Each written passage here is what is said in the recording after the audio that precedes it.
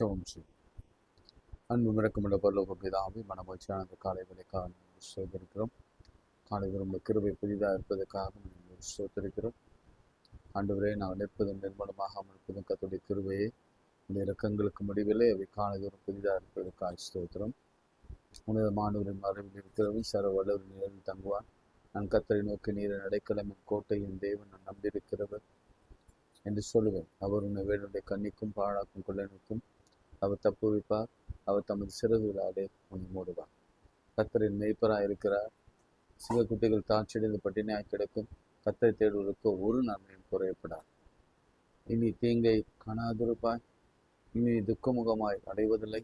இந்த வாக்கு தத்துவங்கள் எல்லாம் நிறைவேறினதுக்காய் ஸ்தோத்திரம் ஆண்டவரே. நன்மை தீமை எங்கள் வாழ்க்கையில தீமையை நன்மையாக மாற்றி நன்மை செய்கிறவராகவே சுற்றி தெரிகிற கிருபைக்காகவே ஸ்தோத்திரிக்கிறோம். ஆசீர்வதிங்க. இந்த நாளின் அபிஷேகத்தினால் எங்களை நிரப்புங்க, பாதுகாப்பினால் நிரப்புங்க, பராமரிப்பினால் நிரப்புங்க. எங்களை நம்பி கொடுத்த எங்கள் குடும்பத்தை விசேஷமாய் பெற்றோர், கணவன், மனைவி, பிள்ளைகள், பேர பிள்ளைகள் அனைவரையும் பாதுகாத்துக்கொள்ளும். இதுவரைக்கும் பாதுகாத்த எபினேசருக்காக நன்றி செலுத்துவோம். இயேசுவின் நாமத்தில் ஜெபிக்கிறோம் நல்ல பிதாவே, ஆமென். கூடுமே எல்லாம் கூடுமே, உம்மால் எல்லாம் கூடும் என்ற பாடலை நாம் கூடுமே எல்லாம் கூடுமே, உம்மாலே எல்லாம் கூடும், கூடாதது ஒன்றுமில்லை, உம்மால் கூடாதது ஒன்றுமில்லை. கூடுமே கூடுமே, உம்மாலே எல்லாம் கூடும், கூடாதது ஒன்றுமில்லை, உம்மால் கூடாதது ஒன்றுமில்லை. கடல் மீது நடந்தீரையா, கடும் புயல் அடக்கினீரே. கடல் மீது நடந்தீரையா, கடும் புயல் அடக்கினீரே. சாத்தானை ஒடுக்கினீரே, சர்வ வல்லவரே. சாத்தானை ஒடுக்கினீரே, சர்வ வல்லவரே. கூடுமே எல்லாம் கூடுமே, உம்மாலே எல்லாம் கூடும், கூடாதது ஒன்றுமில்லை, உம்மால் கூடாதது ஒன்றுமில்லை. செங்கடல் உம்மை கண்டு ஓட்டம் பிடித்தது, செங்கடல் உம்மை கண்டு ஓட்டம் பிடித்தது. யோர்தான் உம்மை கண்டு பின்னோக்கி சென்றது, யோர்தான் உம்மை கண்டு பின்னோக்கி சென்றது. கூடுமே எல்லாம் கூடுமே, உம்மாலே எல்லாம் கூடும், கூடாதது ஒன்றுமில்லை, உம்மால் கூடாதது ஒன்றுமில்லை.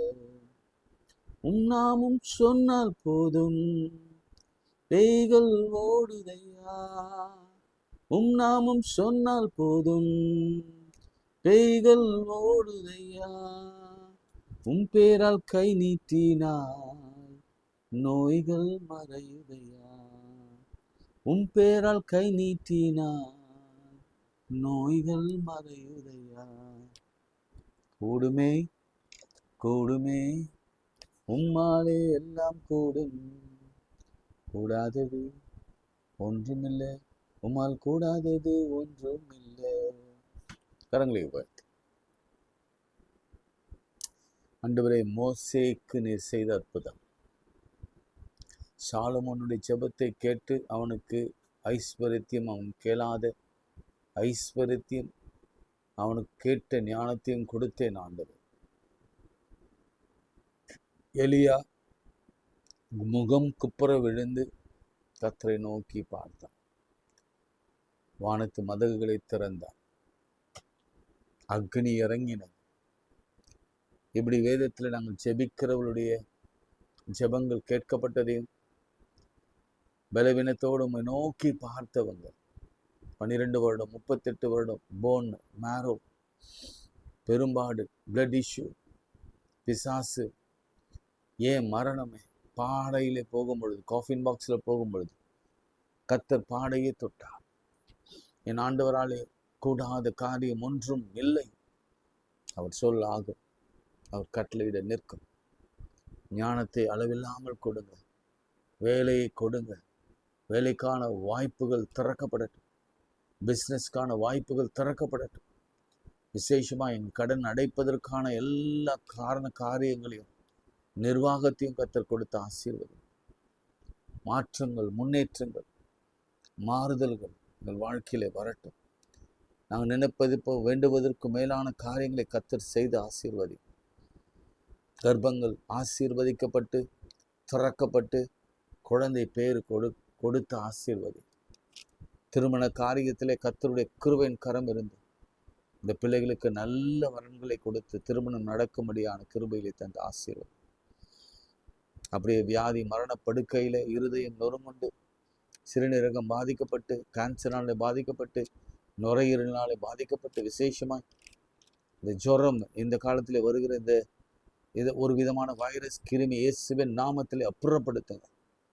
எல்லா சளிகள் இயேசுவின் நாமத்திலே மறையட்டும். நடக்க முடியாத கால்கள் பலன் பெற்று திடன் பெற்று பலங்கொண்டு திடமனதா இரு என்று சொன்ன அந்த வார்த்தையின்படியே போகும் இடமெல்லாம் தேவனாகிய கர்த்தர் நோடு கூட இருக்கிறார் என்று யோசுவா 1:5 சொன்ன மாதிரி கர்த்தர் நடத்துங்க. விசேஷமாய் இந்த நாளில் ஒரு அற்புதம் வேணும் அப்பா. நீண்ட இடைவெளிக்கு பிறகு கர்த்தர் நீர் உங்களுடைய பிள்ளைகளுடைய வாழ்க்கையை, பிள்ளைகளுடைய பிள்ளைகள் நாவில் காணப்படுகிற அந்த புண்கள் ஆறும்படிக்கு செய்யுங்க. சைனசிட்டிஸ், ஸ்பாண்டிலிட்டிஸ், தலைச்சுற்றல் இவையெல்லாம் இயேசுவின் நாமத்திலே மறைவதா. ஜெபம் பண்ணி கொண்டே இருங்க. ஆவியானவர் இறங்குறதை என்னாலே உணர முடிகிறது. நம்ம பாடினோம், ஆண்டவருடைய பெயரை கேட்டால் பெயராலே நோய்கள் மறையும், பேய்கள் ஓடும், அவராலே கூடாத காரியம் ஒன்றுமில்லை. செங்கடல் உம்மை கண்டு ஓட்டம் பிடித்தது ஏன்? யோர்தான் உம்மை கண்டு பின்னோக்கி சென்றது ஏன் என்ற வார்த்தையின்படி இயற்கையும் கட்டுப்படும். நல்ல ஜெபம் பண்ணிக்கொண்டே இருங்க, ஸ்தோத்திரம் பண்ணிக்கொண்டே இருங்க. கர்த்தர் இப்பொழுது ஒரு அற்புதத்தை என் வீடுகளிலே செய்து கொண்டிருக்கிறார். எதால உணர முடிகிறது. என் பலவீனத்திலே கர்த்தருடைய பலன். என் வயிற்று பகுதியில் வாந்தி நிற்கவே இல்லை. கர்த்தருடைய நாமத்தினால சொல்கிறேன், வாந்தி இப்போதே நிற்பதா. அல்சர் இயேசுவின் நாமத்திலே மறைவதாக என்று நான் செபிக்கிறேன். ஓ க்ளோரி க்ளோரி க்ளோரி. நுரையீரலில் சிலருக்கு அதனால கேன்சர், அதனால நாங்கள் அதனால ரேடியேஷனும் தெரப்பியும் கீமோவும் கொடுத்து கொண்டு இருக்கிறாங்க. ஒரு சிலர் ஒரு நபருக்கு, ஒரு ஆணுக்கு கர்த்தருடைய வார்த்தை வருகிறது, இனி கீமோ வேணாம் என்று சொல்லுவாங்க. இந்த வைரஸ் கிருமி காணும் என்று சொல்லுவாங்க. நீ தேடியும் காணாதிருப்பார். இந்த வார்த்தைக்காக ஸ்தோத்திரிக்கிறோம். பரிபூர்ண சுகத்தை பெற்றுக்கொண்டார். இயேசுவின் நாமத்தில் ஜெபிக்கிறோம் நல்ல பிதாவே, ஆமென். பிரியமானவர்களே, ஆண்டவருடைய சமூகத்தில் உட்கார்ந்து ஆராதித்த பொழுது மீண்டும் ஆண்டவர் சில காரியங்களை எனக்கு கற்றுக் கொடுக்க ஆரம்பித்தார். யோபுவின் சரித்திரத்தை கொஞ்சம் புரட்டி பார்க்கும்படி ஆண்டவர் ஏவினார். யோபுனாவே நம்ம படிக்க மாட்டோம் பொதுவாக, இல்லை? சோதனை காலங்களிலே யோபுவை படிப்போம். யோபு என்றாலே நமக்கு ஒரு விதமான பயம். இப்படி ஒரு வாழ்க்கை நமக்கு வேண்டாம் என்று சொல்கிற அளவுக்கு யோபுவின் வாழ்க்கையே சில பக்கங்கள், புரட்டாத பக்கங்கள் உண்டுனா பைபிளில், அது இந்த யோபுவின் சரித்திரமாக இருக்கலாம். சரிங்களா? சரி, இப்போ முக்கியமான சில தகவல்களை நம்ம பார்த்துட்டு ஆண்டவர் ஒரு விசேஷமான காரியத்தை நம்ம செய்ய சொல்கிறார். நம்ம செய்திருவோம். இன்னைக்கு யோபுவின் வாழ்க்கையில முடிவில் 42ஆம் அதிகாரத்தில் நடந்த எல்லா ஆசீர்வாதங்களும் கர்த்தர் நமக்கு கொடுக்க அவர் காத்திருக்கிறார். ஆமேன். அதுதான் இன்னைக்கு முதல்ல வருகிற வாழ்த்துதல் செய்தி. அதுதான் யோபுவின் முன்னிலைமையை காட்டிலும் அவனுடைய பின் நிலைமை கர்த்தர் ஆசீர்வதித்தான். ஆமேன். அவன் இழந்தது எல்லாவற்றையும் கர்த்தர் 2 தனியாக திரும்ப கொடுத்தார். அல்லேலூயா. இதுதான் இதுதான் ஃபர்ஸ்ட் பிளெஸ்ஸிங். சரி, யோபு அப்படின்னா அவன் பேருக்கு என்ன அர்த்தம்? யோபு எப்போ எழுதப்பட்டது? சின்ன சின்ன தகவல் தான், நீங்க புரிஞ்சுக்கோங்க, ரொம்ப இன்ட்ரெஸ்டிங்கா இருக்கும். யோபு என்ற வார்த்தை வேதனை, வேதனை என்று பொருள்படும். நம்ம சில நேரங்களில் இந்த மாதிரிலாம் கூட பேர் வைப்பாங்களா அப்படின்னா தெரியல. வேதனை. நான் இப்போ யோசிக்கும் பொழுது யாபேஸுக்கு பேர் வைக்க பொழுது அவங்க தாய் இப்படிதான் பேர் வச்சாங்க. என்னன்னா, நான் நான் துக்கத்தோடு உன்னை பெற்றேன். இந்த பிள்ளைய ஏன் பிறக்கணும்? இந்த பிள்ளை தாயில கருவில அழிந்து போனா நலமா இருக்குமே. யார்த்தமா சொன்னது? யோபுவே சொல்லுவாரு, நான் தாயின் கருவில் இருக்கும்போது இறந்து போனா நல்லமா இருக்குமே. அப்படி யாரும் எழுத மாட்டாங்க. நம்ம பார்த்துடலாம். யோபு என்றால் வேதனை என்று அர்த்தமாம். என்னமா? வேதனை என்று அர்த்தமா. First point. எந்த காலகட்டத்தில் அப்படின்னு நீங்க ஆராய்ந்து பார்த்தா, நான் இந்த வேதாகம் முழுசும் 42 அதிகாரத்திலையும் ஆராய்ந்து பார்த்தா எந்த காலகட்டம்னா ஆதாமுக்கு பின்னாடி, மோசேக்கு முன்னாடி, கிட்டத்தட்ட 6000 ஆண்டுகள் முன்னாடி. 4000 அல்ல, 6000 ஆண்டுகள். இன்னும் ப்ரிசைஸா சொல்லணும்னா நோவா காலத்துக்கு பிறகு. ஏன்னா அந்த ஃப்ளட்டை பற்றி இந்த ஆசிரியர் எழுதுகிறார். அது எங்கன்னு உங்களுக்கு ஒரு சின்ன நிறைய கேள்வி கேட்க விட்டுட்டேன். இப்போ நிறைய கொஞ்சம் கொஞ்சம் சீரியஸாக போனதுனால, வாழ்க்கையே ரொம்ப சீரியஸாக போனதுனால நம்ம கேள்வி கேட்பதோ அது பதில் பெற்றுக்கொள்வதோ அதெல்லாம் இப்போது ரொம்ப குறைஞ்சி போச்சு. ஸோ அதனால் இன்றைக்கி நான் ஒரு கேள்வி வைக்கிறேன். யோபு ஃப்ளட்டை குறித்து எழுதியிருக்கிறார். ஃப்ளட்டில் எப்படி அழியும் அப்படின்றது குறித்து எழுதியிருக்கிறார். எனவே நாம் புரிந்து கொள்ள வேண்டிய விஷயம், இந்த இந்த ரைட்டர் எழுதும் பொழுது எந்த காலகட்டம்னா ஆதாம், அதுக்கப்புறம் நோவா பேழையின் அழிவுக்கு பிறகு இந்த யோபு புத்தகம் எழுதப்பட்டது. Before Moses. சில பேர் மோசஸ் எழுதுனாங்கன்றாங்க. அது கேள்விக்குறி. நீங்கள் தான் அதுக்கு பதில் கண்டுபிடிக்கணும். சில பேர் ரொம்ப ஞானமாக இருந்த சாலமோன் எழுதினார்ன்றாங்க. ஏன்னா அவர் லிட்ரேச்சரும் யோபுவின் லிட்ரேச்சரும் ஒரே மாதிரி இருக்கும். நீங்கள் பிரசங்கிலாம் வாசித்தீங்கன்னா அவர் எப்படி எழுதினார் அதே மாதிரி தான் யோபுவின் புத்தகம் இருக்கும். சில பேர் அவரும் சொல்கிறாங்க. ஆனால் உண்மையிலே யார் எழுதினார் என்பது ஒரு கேள்விக்குறி தான். ஆவியானவர் தான் எழுதினார், அதில் எந்த வித சந்தேகமும் இல்லை. இதையே இந்த இடத்துல வைத்தார் என்றால் ரொம்ப முந்தைய புத்தகம். இது ரொம்ப முந்தைய புத்தகம்.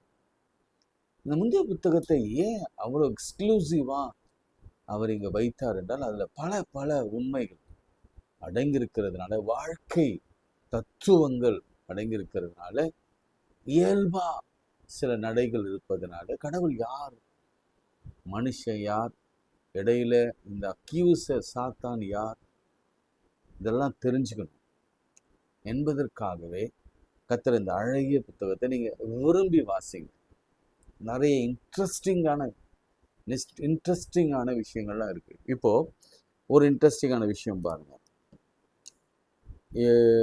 யோபு பற்றி நம்ம சொல்லுவோம். எப்படி ஃபர்ஸ்ட் எப்படி போட்டிருக்குன்னா, ஊச் தேசத்திலே யோபு எனும் பேர் கொண்ட ஒரு மனுஷன் இருந்தான். அந்த மனுஷன் உத்தமனும் சன்மார்க்கனும் தேவனுக்கு பயந்து பொல்லாப்புக்கு விலகுறவனாய் இருந்தான் அப்படின்னு அவர் சொல்லிட்டார். ரைட். பிசாசு வந்து சோதிக்க உத்தரவு கேட்டுக்கொண்டார், அதுவும் உங்களுக்கு தெரியும். நண்பர்கள் வந்தாங்க, நண்பர்கள் வந்து நிறைய பழி போட்டாங்க, சரிங்களா, அதுவும் உங்களுக்கு தெரியும். ஒரு இடத்துல முக்கியமான இடத்துல யோபுவே தன்னை ஒரு பாவி என்று ஆண்டவரிடத்துல முறையிடுவார். கண்டுபிடிப்பீங்களா? எங்கன்னு கண்டுபிடிப்பீங்களா? யோபுவே தன்னை அவர் ஒரு பாவி என்று அவர் சொல்லுவார். ஐ எம் நாட் பெர்ஃபெக்ட் என்று சொல்லுவார். அந்த வசனத்தை உங்களுக்கு எடுத்து காட்டுறேன். யோபு 14ஆம் அதிகாரம் 16ஆம் வசனம். ஆண்டவர் சொல்லிட்டார், அவன் சன்மார்க்கன், தேவ பக்தி உள்ளவன், நீதிவான். ஆனா அவன் பாருங்க சொல்றான், இப்பொழுது என் நடைகளை எண்ணுகிறீர், என் பாவத்தின் மேலல்லவா கவனமாய் இருக்கிறீர். இப்பொழுது என் நடைகளை எண்ணுகிறீர். நான் சொல்றேன், இப்ப என் பாவத்தை மேல இல்லவா நீங்க கவனமா இருக்கீங்க. அவனும் உணர்ந்து கொண்டான். என்ன உணர்ந்து கொண்டான்? இல்லை, இது ஏதோ ஒரு நம்ம பாவத்தினால நம்ம தண்டிக்கப்படுகிறோம் என்பதாக புரிந்து கொண்டு அவன் சொல்லுகிறான். நிறைய நிறைய வசனங்கள் இருக்கிறது. அதனால இந்த உங்களுக்கு ஒரு கேள்வி கொடுத்தல, நோவா அப்புறம் தான் எழுதியிருப்பாரு. அது வேற எங்கோ சொல்லிடுறேன் நான்.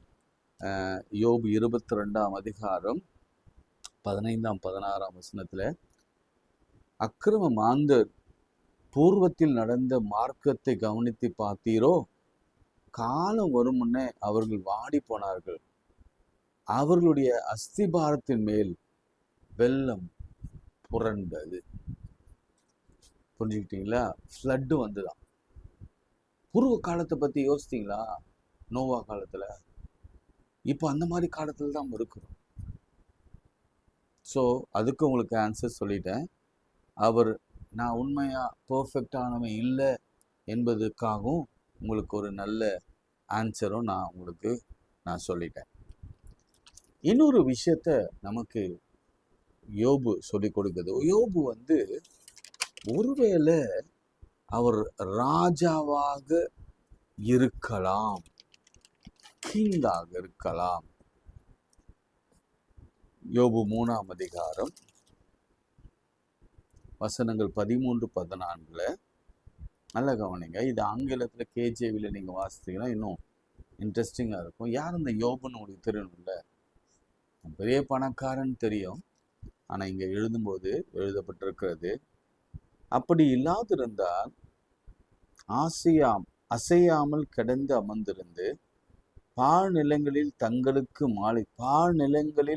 தங்களுக்கு மாளிகையை கட்டின பூமியின் ராஜாக்களோடும் மந்திரிமார்களோடும் அல்லது பொன்னை உடையவர்களும் தங்கள் வீடுகளை வெள்ளியினாலே நிரப்பினவர்களுமான பிரபுக்களோடும் கூட நான் இப்பொழுது தூங்கி இளைப்பாறுவேன். சொன்னதை பார்த்தா அவரு ராஜாவா, பிரபுவா, அல்லது பெரிய பணக்காரனா அவர் இருந்திருக்க வேண்டும். ஒரு அரசனா இருந்திருக்கலாம். இதெல்லாம் இன்ஃபர்மேஷன், ஒரு நியூ இன்ஃபர்மேஷன் அபவுட் ஜோப். ஏன்னா ஒருத்தன் பாதிக்கப்படுறான், அதுவும் பிசாசினாலே அவன் பாதிக்கப்படுகிறான். இன்னைக்கு நாம இந்த மாதிரி தான் பிசாசினாலே பாதிக்கப்படுகிறோம். ஏன்னா பிசாசை பற்றி பைபிள் சொல்கிற வார்த்தை என்னன்னா உங்களுக்கு தெரியும். அதை நம்ம என்ன கண்டு கொள்ள வேண்டும். பிசாசு ஒரு மனுஷனை பயன்படுத்துவான், பிசாசு நம்முடைய மேலதிகாரிகளை பயன்படுத்துவான், பிசாசு வியாதிகளை கொண்டு வருவான், பிசாசு, ஏன்னா உங்களுக்கு பைபிள் நிறைய தெரியும்ல, இந்த வகையான பிசாசு பல பாடுகளை கொண்டு வருவான். இங்க பாருங்க, 1 பேதுரு 5:8 நம்ம வாசிக்கிறோம். அவன் யாருன்னு உங்களுக்கு தெரியும். அவன் கர்ஜிக்கிற சிங்கம், யாரை விழுங்கலாமோ. அவனுடைய எண்ணமே என்ன? கொல்லணும் கொல்லணும் கொல்லணும், அவ்வளவுதான். நல்லா கவனிச்சுக்கணும். வாழணும்னு அவனுக்கு கொஞ்சம் கூட, வாழ வைக்கணும்னு கொஞ்சம் கூட அவனுக்கு விருப்பமே இல்லை. உங்களுக்கு எப்பயாச்சும் அந்த மாதிரி ஒரு எண்ணம் வருதுன்னா உடனே இமீடியட்டா சொல்லுங்க, இது பிசாசு கொண்டு வருகிற ஒரு எண்ணம். இயேசு வாழ்க்கையில கர்த்தருடைய வாயிலிருந்து எப்பொழுதும் உனக்கு முடிவு வந்துருச்சு, சமீபமாச்சு, செத்துருவ, நீ நிர்மூலமாயிடுவ, நீ அழிந்து போயிடுவ, நீ நாசமா போயிடுவ அப்படின்னு என்னைக்குமே வரவே வராது. நான் எழுதுறேன். மனுஷன் இது எல்லாத்தையும் செய்ய பார்ப்பான். பிசாசு மனுஷன் வழியில நம்ம அழிந்து போகணும், நம்ம குறைந்து போகணும், அவனுக்கு வியாதி வரணும், அவனுக்கு பலவீனம் வரணும், அவன் நோய்வாய்ப்படணும். இது எல்லாவற்றையும் பிசாசு கொண்டு வர பார்ப்பான். ரெவலேஷன்ல வெளிப்படுத்தல் 12:9-10 அவனுக்கு 2 பேர் உண்டு. டிசீவர், ஏமாற்றுகிறவனும், அக்யூசர், குற்றம் சாட்டுகிறவன். இன்னைக்கு நம்மள அப்படிதான் கில்ட்டியில கொண்டு வந்து இப்போ பாருங்க, ஜோப் நல்லவன் சொல்லி ஆண்டவரே வாக்கு கொடுத்துட்டாரு. இப்போ அவனுக்குள்ள ஒரு குற்ற உணர்வு வந்துருச்சு. அப்போ குற்ற உணர்வு வந்தவொடனே சொல்றான், நான் பாவிதான்பா, நான் பாவிதான். அந்த வசனத்தை திரும்பவும் வாசிக்கிறேன். இப்போ உங்களுக்கு அந்த வசனத்தினுடைய அக்யூசர்ன்றதுனால அந்த வசனத்தினுடைய அந்த இன்டென்ஷன் உங்களுக்கு புரியும் பாருங்களேன். யோபு 14:16 ஏற்கனவே சொன்னது தான். 14:16 அவன் சொல்றான், இப்ப பாருங்க மனுஷனை எப்படிலாம் பிசாசு மாற்றுது. இப்பொழுது என் நடைகளை எண்ணுகிறீர்ப்பா. நான் என்னதான் நடந்தாலும் இப்ப பாருங்க, நான் வாக் பண்ணா கூட நீங்க பார்த்துட்டே இருக்கீங்க. எங்க போறான், எங்க வர்றான். என் பாவத்தின் மேலல்லவா கவனமா இருக்கிற என் மீறுதுகள் ஒரு காட்டாக கட்டப்பட்டு ஒரு கட்டாக கட்டப்பட்டு முத்திரை போடப்பட்டிருக்கிறது. என் அக்கிரமத்தை ஒருமித்து சேர்த்து மலை முதலாய் விழுந்த கரை போம், கண்மலை தன் இடத்தில் விட்டு பேர்ந்து போம். எப்படி ஒரு நல்ல மனுஷனை கூட பிசாசு இந்த அக்யூஸ் பண்ணி தன்னை ஒரு பாவின்னு ஒன்று ஒத்துக்க வைக்கிறான் பாருங்க. அவ்வளோதான். இனி அவர்கிட்ட கேட்டு பிரயோஜனம் இல்லை, நன்மை வராது. நம்ம செய்த தீமைக்கு நம்ம தண்டனை அனுபவிக்கிறோம்னு சொல்லி அவரை அப்படியே பிரிச்சிடணும். ஆனால் யோபு ரொம்ப ஷார்ப் இந்த விஷயத்துல. இந்த மாதிரி எண்ணங்கள் வரும் பொழுதெல்லாம் சில வசனங்கள்லாம் உங்களை ஞாபகத்தை விரும்புகிறேன். என்ன விஷயம் தெரியுமா? என் மீட்பர் உயிரோடு இருக்கிறார். அந்நிய கண்கள் இல்லை, என் சொந்த கண்களே காணும். எண்ணி முடியாத அதிசயங்களையும் ஆச்சரியங்களையும் செய்கிறவர் அவரை அப்படியே புகழ்றான். அவர் என் தகப்பன். சில இடங்களில் சொல்லுவான். அவ்வளவு இன்டிமேசி இருந்தால் அதுதான் நம்ம வேணும்ன்ற. நம்ம இன்னதான் எங்க தொலைந்து போனாலும், நம்ம எந்த இடத்துல நாம ஒருவேளை கைவிடப்பட்ட மாதிரி தோண்டான். நல்ல கவனிக்க, நமக்கு ரொம்ப டிலே ஆகுது, கைவிடப்பட்டோம், வியாதியில வந்துட்டோம், பலவீனத்துல வந்துட்டோம், வறுமையில வந்துட்டோம், கஷ்டங்களை வந்துட்டோம், ஐயோ எண்ண முடியாத எதிர்ப்புகளை வந்துட்டோம், சண்டைகளை, டிவோர்ஸ்ல வந்துட்டோம், குழப்பங்களை வந்துட்டோம், கணவன் இழந்து போனான், கணவன் என்னை இகழ்ந்து என்னை கைவிட்டான், மனைவி கணவனை கைவிட்டா, பிள்ளைகள் கைவிட்டாங்க, ஃபெயில் ஆயிட்டேன், எதுவுமே நடக்கலை அப்படின்னு சொல்ற நேரத்துல தான் நாம யோபுவை போல சில காரியங்கள் சொல்லலாம். என் மீட்பர் உயிரோடு இருக்கிறார். அந்நிய கண்கள் இல்லை, என் சொந்த கண்களை காணும். என்னை கொன்று போட்டார், நான் அவரை நம்புகிறேன். அவர் என்னை ஸ்லே பண்ணட்டும், பரவாயில்ல, ஆனா அவர் மேல நான் நம்பிக்கை, அவரை விட்டு விட மாட்டேன். இப்படி ஒரு நம்பிக்கை வரும் பொழுது 42 சொல்லப்பட்ட எல்லா ஆசீர்வாதம், இரட்டத்தனையான ஆசீர்வாதம், நல்ல சரீர சுகம், நல்ல ஆரோக்கியம். பிசாசு பாருங்க, நமக்கு வேதனையில் வரும் பொழுது எப்படிலாம் ஒரு வேதனை, ஒரு பிசாசு மனுஷ வழியா எப்படிலாம் கொண்டு வருவான் பாருங்க, வேதனை கொண்டு வரலாம். அல்லது ஒரு மனுஷன் இந்த மாதிரி யோபு போல கஷ்டப்படும் பொழுது என்ன நடக்கும்னா, ஃபர்ஸ்ட் ஆஸ்தி இழப்பான், பணம் காலி, பொருளாதாரம் காலி, ஃபினான்ஷியலா காலியாகும். நல்ல பெரிய பணக்காரன் தான், ஆனா தரித்திரனா மாறுவான். கவலைப்படாதீங்க, இது பிசாசின் வேலை. இதே ஆண்டவர் எப்படி மாற்ற போறார் நான் சொல்றேன். இதே தரித்திரத்தை ஆண்டவர் இரட்டிப்பா ஆசீர்வதிக்க போகிறார். ரெண்டாவது நான் அதுல கண்டுகொண்ட விஷயம்னா, இவன் ரெட்டிலே சாம்பலிலே பிசாசு இவனை உட்கார வைத்தான், கட்டி போட பார்த்தான். ஆனால் அந்த ரெட்டு சாம்பலை என் ஆண்டவர் சிங்காரமாய் மாற்றினார். ஒரு ஆச்சரியம் உண்டு.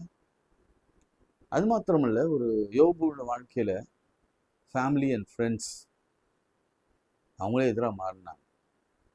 ஓன் பிளட் மனைவி எதிராக மாறினாங்க.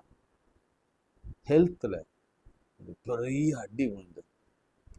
இந்த ஹெல்த்தை பற்றி தான் சில காரியங்களை நான் சொல்லிட்டு, ஆண்டவர் எவ்வளோ பெரியவர், அவனுக்கு எவ்வளோ பெரிய சுகத்தை கொடுத்தார் என்று சொல்லி நான் உங்களுக்காக ஜெபிக்க விரும்புகிறேன். சில காரியங்கள் எழுதி வைத்திருக்கிறேன். அது வசனம் எடுத்து படிக்க எனக்கு நேரம் இருக்கான்னு தெரியல. 2:7 அப்பொழுது சாத்தான் கர்த்தருடைய சந்நிதியை விட்டு புறப்பட்டு யோபின் உள்ளங்கால் தொடங்கி அவன் உச்சந்தலை மட்டும் கொடிய பருக்கள், பாய்ல்ஸ், பருக்கள்னா பாய்ல்ஸ். 2:8 அதை வாசித்தோம்ல.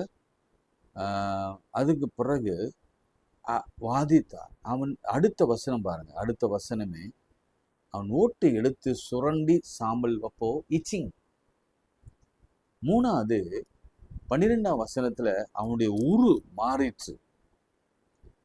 ஒருத்தன் வியாதிப்பட்டான், ஒருத்தன் அழிஞ்சு போனான், ஒருத்தன் தரித்திரர் ஆயிட்டான், ஒருத்தன் கடன் பட்டான், ஒருத்தன் வேதனைக்குள்ள போயிட்டான். அப்படின்னா நான் சொல்ற வேகமா சொல்லிட்டு வரேன் பாருங்க. ஒண்ணு உடம்பு முழுசும் பாயில்ஸ், பருக்கள். 2வது சொரிஞ்சு கொண்டே இருந்தான், ஸ்கின் அலர்ஜி. 3வது இங்க பாருங்க 12ஆம் வசனத்துல அவன் தூரத்தில் வருகையில் தங்கள் கண்கள் எடுத்து பார்த்தபோது அவன் உரு தெரியாமல் சத்தமிட்டு அவனை உரு தெரியாமல், அதாவது அப்பீரன்ஸே இல்லை, அவ்வளவு இழைத்து போய் உரு தெரியாமல் போயிடுவான். நாம கூட அப்படிதான், சரிங்களா? அடுத்து 3:24 கவனிங்க.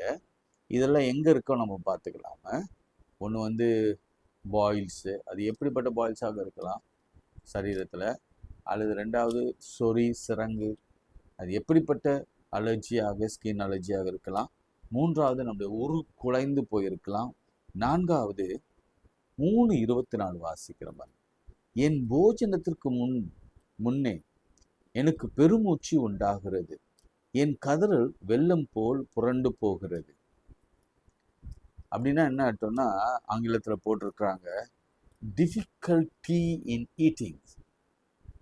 சாப்பிட முடியல. நான் போஜனத்துக்கு முன்பு எனக்கு பெருமூச்சு. ஒருத்தருக்கு பெருமூச்சு வந்தா சாப்பிட முடியுமா?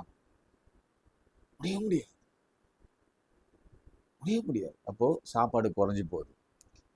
மென்டல் டிப்ரெஷன் 25 நான் பயந்த காரியம் எனக்கு நேரிட்டது, நான் அஞ்சினது எனக்கு வந்தது, எனக்கு சுகம் இல்லை, இளைப்பாறுதலும் இல்லை, அமைதியும் இல்லை, எனக்கு தத்தளிப்பே நேரிட்டது. டிப்ரெஷன். 7:5 பாருங்க. 7:5 யோபு 7:5. இதுல ஏதாவது ஒரு இடத்துல நீங்க இருப்பீங்க, உங்களுக்கு நீங்க ஹீலிங் உண்டு.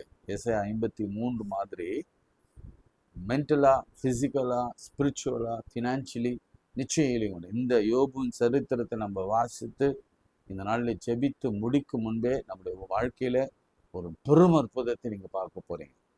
இரட்டிப்பான அற்புதம். இந்த செப்டம்பர் மாதம் நான் எழுதி தரேன். கிரகிக்க முடியாத காரியங்களை அவர் செய்கிறவர். ஆமென். பாருங்க, எண்ண முடியாது, கிரகிக்க முடியாது, யாராலும் இதுவரைக்கும் யோசித்திராத காரியங்களை செய்கிறவர். அடுத்து என்ன சொன்னா, 7:5 என் மாம்சம் பூச்சிகளினாலும், கொடுமை, worm and running source, என் மாம்சம் பூச்சியினாலும் அடைப்பற்றின் புழுதியினாலும் மூடப்பட்டிருந்தது, என் தோல் வெடித்து அருவருப்பாயிற்று. பூச்சி இருந்தா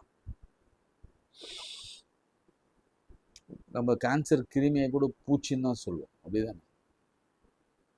கரெக்டா? எனக்கு ஆண்டவர் உங்களை பார்த்து தான் பேசுறாரு. இது ஏன் என்னை எடுக்க சொன்னார் எனக்கு தெரியாது. இவ்வளோ பெரிய வியாதி பட்டியல் நான் போடணும்னு அவசியம் இல்லை. ஆனால் ஒவ்வொருவருக்கும் ஒரு சொல்யூஷன் இருக்கு, ஹீலிங் இருக்கு, விடுதலை இருக்கு என்பதற்காகவே ஒவ்வொன்றா எடுத்து காட்டுறாரு. யோபுக்கு இதெல்லாம் இருந்தது. அடுத்து 9:18 பார்ப்போம். 9:18 பார்க்கலாம். அதுல நான் மூச்சு விட எனக்கு இடம் கொடாமல், மூச்சு விட இடம் கொடாமல் கசப்பினாலே என்னை நிரப்பினார். அப்படின்னா என்னன்னு தெரியுமா? மூச்சு விட சிரமமா இருந்தார். நுரையீரல் பிரச்சனை, shortness of breath, shortness of breath. இங்க ரொம்ப பயந்துட்டீங்கன்னு வச்சுக்கோங்களேன், அப்படியே மூச்சு இறைக்கும், அதிகமா ஆக்சிஜன் தேவைப்படும். ஷார்ட்னஸ் ஆஃப் பிரெத், அப்படியே மூச்சு கொஞ்சம் கொஞ்சமா இறைப்பு வரும். இறைப்பு வேகமா ஓடி நீனான இறைப்பு வரும்ல, அந்த மாதிரி உங்களுக்கு இருக்கு அந்த மாதிரி பிரீதிங் இஷ்யூஸ். ஆவியை நாசியிலே ஊதினவர், இல்ல சுவாசத்தை நாசியிலே ஊதினவர் நமது ஆண்டவர் உங்கள் அருகில் இருக்கிறார். இனி உங்க செஸ்ட பத்தி நீங்க கவலைப்படாது. ஆண்டவர் என் மீட்பர் இருக்கிறார். இந்த யோபு முழுசும் சொல்றது யாரை பத்தி சொல்றது தெரியுமா? இயேசுவை பத்தி சொல்லுது. பாடுபடும் தாசன் குறித்து சொல்லப்பட்டிருக்கிறது. என் மீட்பர் உயிரோடு, அது ஒரு சென்ட்ரல் தீம். இதுதான் என் மீட்பர் உயிர்த்தெழுந்த ஆண்டவர் என் சொந்த கண்களே காணும், அந்நிய கண்கள் அல்ல, என் சொந்த கண்களை காணும். பாருங்க, அடுத்து பாருங்க, கண்ணு 16:16 பாருங்க. இனி எவ்வளவு பேருக்கு யாருக்கெல்லாம் கண்ணில் பிரச்சனை இருக்கு பாருங்க. நிறைய அது கண்ணு மைக்ரைன் இஷ்யூவாக இருக்கலாம், பவர் இஷ்யூவாக இருக்கலாம், கண்ணு தெரியாமல் இருக்கலாம். ஒரு ஊழியக்காரர் நேற்று கேட்டேன், 27 ஆண்டுகளாக அவருக்கு சரியா பார்வை தெரியாதான், கண்ணு தெளிவா தெரியாதான், பெரிய ஃபாண்ட்டு 75, 85 அவ்வளோ பெரிய பார்வை தான் படிக்கணுமா. நான் சொல்ல, கர்த்தர் உங்கள் கண்களிலே இப்பொழுது கைகளை வைக்க விரும்புகிறார். 16:16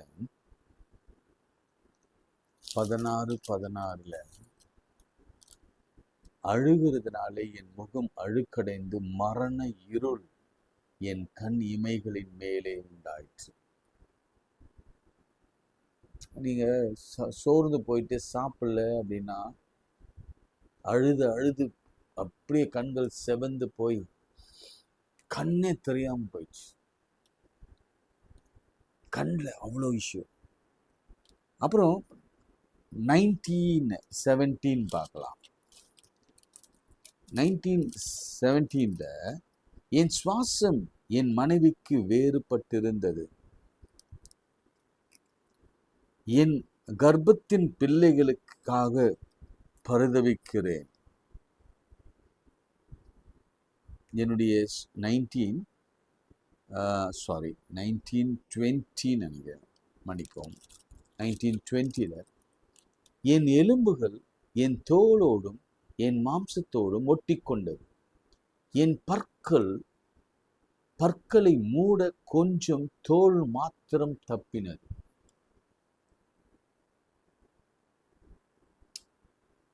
கவலைப்படாதீங்க. என் எலும்புகள் என் தோலோடு என் மாம்சத்தோடும் ஒட்டிக்கொண்டது, என் பற்கள் மூட கொஞ்சம் தோல் மாத்திரம் இருந்தா. அறுவருக்கு மாதிரி ஆயிட்டு இருப்பான்னு நினைக்கிறேன். லாஸ் ஆஃப் வெயிட் 30:17 பாருங்க. 30ஆம் அதிகாரம் 17ஆம் வசனம். 30:17 ராக்காலத்திலே என் எலும்புகள் துளைக்கப்பட்டு என் நரம்புகளுக்கு இளைப்பாறுதல் இல்லாது. எலும்புல வலி, எலும்புல வலியெல்லாம் தாங்கவே முடியாது, உயிரை போயிடும். ஃப்ராக்சர் ஆகிட்ட பிறகு நீங்கள் இருந்தீங்கன்னு வச்சிங்கன்னா, ஃபார் எக்ஸாம்பிள் இந்த ஆர்த்ரைட்டிஸ் அந்த மாதிரி இஷ்யூஸ் எல்லாம், இந்த சயாட்டிக்ன்னு சொல்லுவாங்க, இந்த சைடில் வலிக்கிற வலி, இந்த நடு முதுகில் வலிக்கிற, இந்த ஸ்பைனில் வலிக்கிற வலி, கழுத்தில் வலிக்கிற வலி, இந்த வலியெல்லாம் தாங்க முடியாத பெயின் கொடுக்கும். தொலைக்குதான். ஐயோ தொலைக்குது அப்படின்னு சொல்லுவோம்ல, நம்ம பேசும்போது சொல்லுவோம்ல, அப்படி குடையுது. என் நரம்புகளுக்கு இளைப்பாறுதல் இல்லாது இருந்தது. 30 என் தோல் என் மேல் கருத்து போயிட்டு பிளாக் ஆயிடுச்சு. என் எலும்புகள் உஷ்ணத்தால் கரைந்து போயிற்று.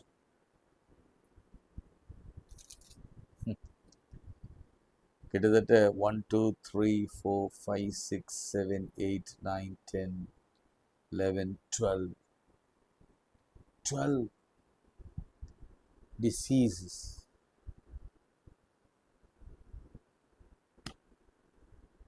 இதெல்லாம் ஏன் ஆண்டவர் சொல்றாரு? அப்படியே உங்களை அந்த நோயிலே வச்சுக்கோதானா? இல்ல, ஆண்டவர் நம் முகத்தை பார்க்கிறார். 42:9 அப்பொழுது கர்த்தர் யோபுவின் முகத்தை பார்த்தார். யோபு தன் சிநேகிதனுக்காக வேண்டுதல் செய்த போது கர்த்தர் அவன் சிறையிருப்பை மாற்றினார். யோபுவுக்கு முன்னிருந்த எல்லாவற்றையும் பார்க்கலாம் 2 தனையாய் அவனுக்கு தந்தருளினார். அப்பொழுது அவனுடைய எல்லாரும் சகோதர சகோதரிகளும் முன் அவனுக்கு அறிமுகமான அனைவரும் அவனிடத்தில் வந்து அவன் வீட்டிலே அவனோடு போஜனம் பண்ணி கர்த்தர் அவன் மேல் வரப்பண்ணின சகல தீங்கு நிமித்தம் அவனுக்காக அங்கலாய்த்து அவனுக்கு ஆறுதல் சொல்லி அவரவர் ஒவ்வொரு தங்க காசை கவனிங்க, இழந்ததெல்லாம் எப்படி பெற்றுக்கொள்றான் பாருங்க. இது மாய மந்திர ஜாலெல்லாம் இல்லை. எப்படிலாம் வருது பாருங்க, ஒத்தாசை அனுகூலம் வருது பாருங்க. எல்லாரும் ஒவ்வொரு தங்க காசை கொடுத்தாங்க, அவரவர் ஒவ்வொரு பொன் ஆபரணங்களை அவனுக்கு கொடுத்தாங்க. நிறைய ஃப்ரெண்ட்ஸை சேர்த்து வச்சிருக்கிறார். Relatives and friends. கர்த்தர் யோபு முன்னிலைமை பார்க்கலாம் பின்னிலைமை ஆசீர்வதித்தார். 14,000 ஆடுகள், 1000 ஒட்டகங்கள், 1000 ஏர்மாடுகள், 1000 கழுதைகள் அவனுக்கு உண்டானது. 7 குமாரும் 3 குமார்த்திகள் அவனுக்கு பிறந்தன. மூத்த மகளுக்கு எமிமால் என்றும் 2ஆம் மகளுக்கு கெர்ச்சியால் என்றும் 3ஆம் மகளுக்கு கெர்னாப் என்று பெயரிட்டாள். தேசத்தில் எங்கும் யோபுவின் குமார்த்தியை போல சௌந்தரியமான பெண்கள் காணப்படவில்லை. அவர்கள் தகப்பன் அவர்கள் சகோதரர் நடுவே அவளுக்கு சுதந்திரம் கொடுத்தான். பாருங்க, பிகினிங்லே சொல்றேன், நோவா காலத்திலேயே மகளுக்காக சகோதர நடுவே சுதந்திரம் கொடுத்தான். இதற்கு பின்பு யோபு, இதற்கு பின்பு இங்கதான் நான் நிறைய சர்ச்சில் கேள்வி கேட்பேன். இதற்கு பின்பு யோபு 140 வருஷம் உயிரோடு இருந்தான்னு சொல்லப்பட்டிருக்கு. அப்போ இதற்கு பின்னுனா யோபு இந்த இந்த இந்த பழைய வாழ்க்கையில ரொம்ப டிசீஸும் அழிவும் இழப்பு நிறைந்த வாழ்க்கை எந்த வயசுல ஆரம்பிச்சிருக்கும்? அப்படி ஆரம்பிச்சது தெரிஞ்சாதான் நம்ம 140 அதோட ப்ளஸ் பண்ணாதான் நமக்கு ஒரு டோட்டல் இயர் கிடைக்கும்.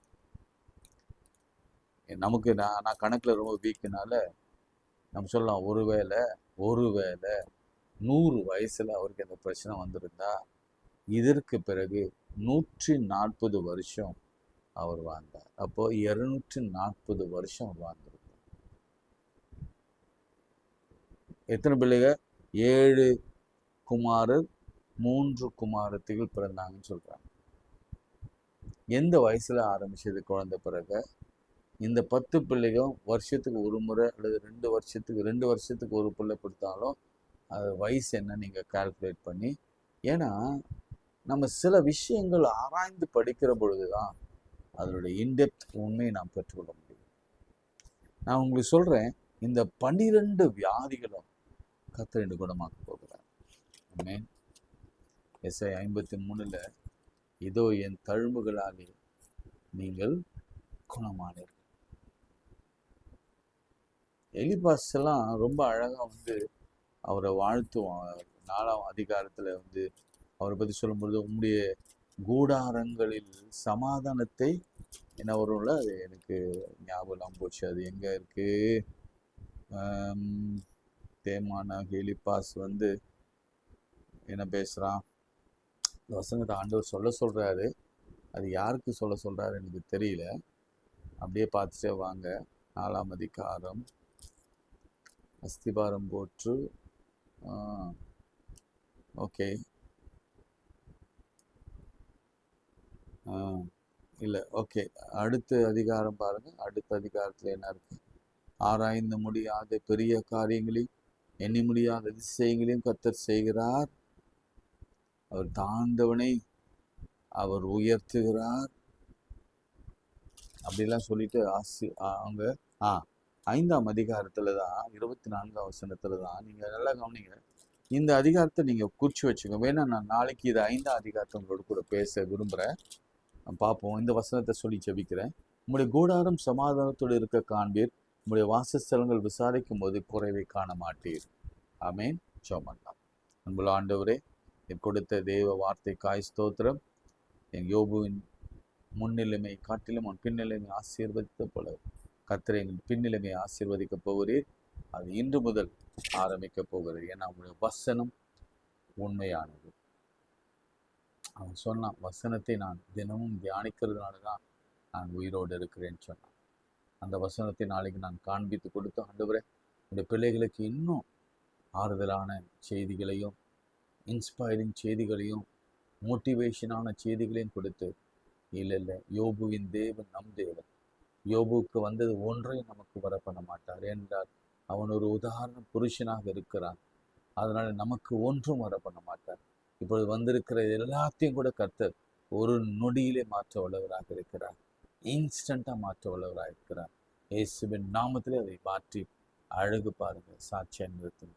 இயேசுவின் நாமத்தில் ஜெபிக்கிறோம் பிதாவே, ஆமென். நமது ஆண்டவராக இயேசு கிறிஸ்துவின் கிருபை, பிதாவாகிய தேவனுடைய அன்பு, பரிசுத்தாவின் ஐக்கியம் நம் அனைவரோடும் மீண்டும் சதாக்கள் நிலைத்திருப்பதாக. ஆமென்.